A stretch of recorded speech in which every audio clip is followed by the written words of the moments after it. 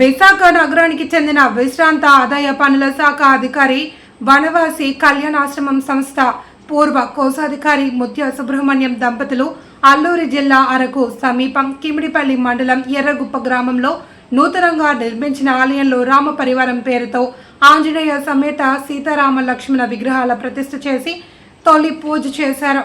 పురోహితులు సోమావజ్ల ఉమామహేశ్వర శర్మావధాని మంత్ర పఠనంతో ప్రతిష్ఠా ఉత్సవాన్ని నిర్వహించారు. కాగా ఈ విగ్రహాలను విశాఖ నగరానికి చెందిన సుఖవాసి అమర్నాథ్ సత్యవేణి దంపతులు వితరణ చేయడమే కాకుండా పూజా కార్యక్రమంలో పాల్గొన్నారు. ఈ సందర్భంగా సుబ్రహ్మణ్యం మాట్లాడుతూ ఇది తాను చేస్తున్న 48వ విగ్రహ ప్రతిష్ఠ అని, ఈ సదవకాశాన్ని కల్పించిన వనవాసి కళ్యాణాశ్రమం సంస్థకు గ్రామస్తులకు కృతజ్ఞతలు తెలిపారు. ఈ కార్యక్రమంలో వనవాసి ప్రతినిధి ఆదినారాయణ, ఆర్ఎస్ఎస్ ప్రచారకులు, గ్రామస్తులు పాల్గొన్నారు. ఆయన ఎప్పుడు వేస్తే అప్పుడు వెయ్యాలి.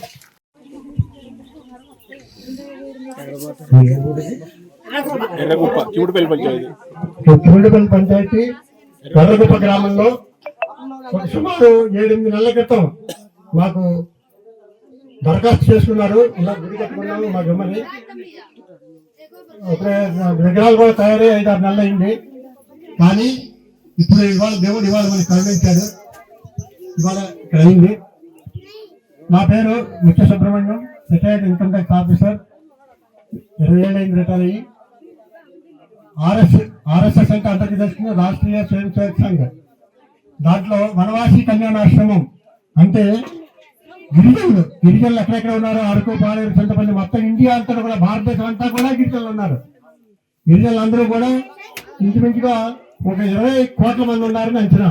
మొత్తం గిరిజనులు నేపాల్, సిక్కిం, భూటాన్ అన్ని చోట్ల కలిపి అంతటికీ కలిపి వనవాసి కళ్యాణాశ్రమం అని బొంబాయిలో హెడ్ క్వార్టర్స్. ఇక్కడ మన మఠం గ్రామంలో శ్రీధర్జీ గారు వచ్చి ఇక్కడ స్థాపించాడు. ఇది నేను ఛార్జ్ తీసుకున్నాక 48వ ప్రతిష్ట. ఇంకా చేయించగలి ఓపిక నాకు సాధించాలని దేవుని కోరుకుంటున్నాను, మీ అందరి సహకారంతో. కానీ ఇంతంత దూరం రాలేకపోతున్నాం. ఎన్నిసార్లు చెప్పినా మా అచ్చం మేము రావాలంటుంది. ఎంత కష్టపడ్డామో, మా 80 ఏళ్ళ దూరంలో ఇంత దూరం రావాలి చాలా కష్టం. ప్రతిసారి కూడా రాలేదని చెప్తున్నాను. అయినా కానీ మరి దేవుడు అలా తీసుకొస్తున్నాడు. మా ఆవిడని నేను కొనుక్కోలేదు, ఆవిడ అసలు రాలేదు. అయినా కానీ మరి ఓపిక చేసుకుని ఏదో దేవుడు దయ వల్ల వస్తున్నాం. ఇంకా చాలా ఉన్నాయి. ఇంకా అప్లికేషన్ ఉన్నాయి, పెండింగ్ ఉన్నాయి. మనకు దీనికి దాతలు దొరకాలి ముందర. ఇలాగా ఇప్పుడు నారాయణ గారు, అమ్మాజీ గారు, వాళ్ళ తండ్రి గారు, తల్లిదండ్రులు సుఖవాసి గారు, ఎస్వీఎన్ అమర్నాథ్ గారు, సత్యవేణి దంపతులు వచ్చి నాతో సహకరించి ఇదంతటికి వాళ్ళ కారకులుగా చేశారు. నేను మా ఫ్రెండ్ ద్వారా అడిగాను, వెంటనే ఆయన ఒప్పుకున్నారు. ఇవాళ కూడా నేను రాత్రి అరకొచ్చి పడుకుని వాళ్ళ పొద్దున్న వచ్చాం. ఇలాగా నాకు ఒప్పుకున్నంత వరకు నేను తప్పకుండా సాయం చేస్తానని అందరికీ హామీ ఇస్తున్నాను.